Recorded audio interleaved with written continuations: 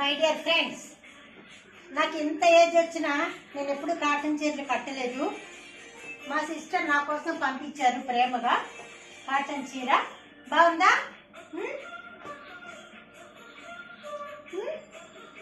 చూడండి.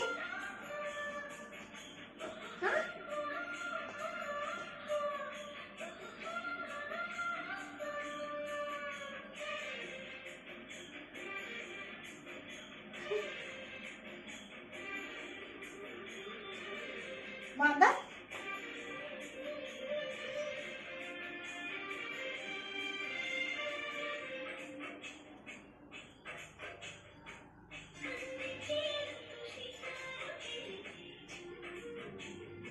నా కోసం ప్రేమతో పంపించారు మా సిస్టర్.